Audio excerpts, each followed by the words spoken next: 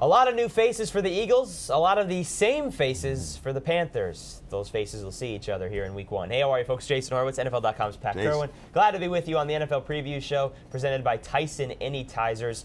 Pat, Week 1, obviously the story in this preseason here was about Michael Vick heading to the Eagles. He's not available to play in Week 3, so we can put that aside for right now. Good. Look at the rest of the Eagles. What do you see? I like the Eagles right now. Now, there's some questions in the offensive line. They've struggled with some injuries.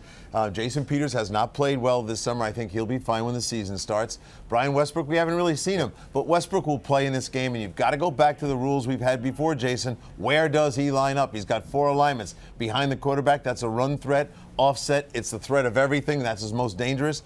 In the slot, we'll see some of that for the reverse. And then outside as a wide receiver. They've gotten so good at receiver since he has played there before with Macklin now joining Deshaun Jackson that they're probably not going to do a lot of that. There's a lot of different guys that Donovan McNabb can go to. And, he's the thing that his season has kind of gotten lost because everybody's thrown it into this, what's his thought on Michael Vick? But he's got the new contract. It seems like he's ready to take this team to that next level. It's a media hype thing that this is a threat to Donovan McNabb's career. It's not a threat to Donovan McNabb's career. Donovan McNabb is the quarterback of this football team.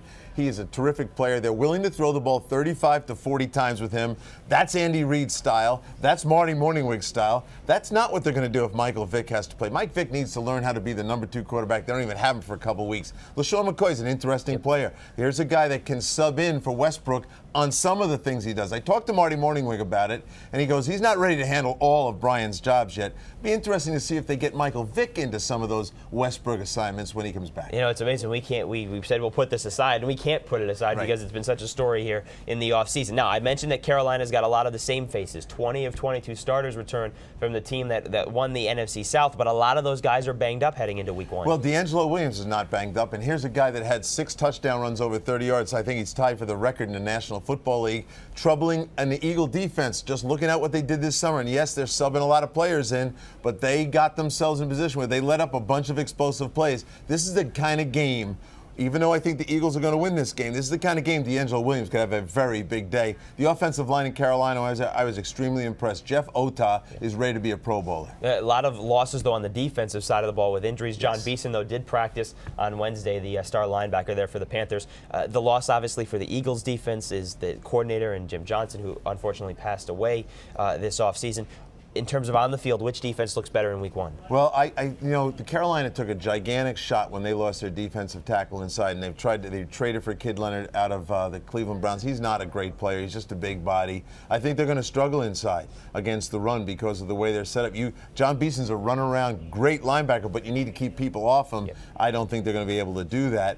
On the other side, Philadelphia not only lose Jim Johnson, God rest his soul, but they also lost the middle linebacker, Stuart Bradley, who calls the defense, and they let Brian Dawkins go. What an inopportune time to let that happen. They're going to make some mistakes on defense, but sooner or later they're going to get to the quarterback with their fire zone pressures. Yeah, Trent Cole on the outside, he's becoming a fantastic player here in the NFL.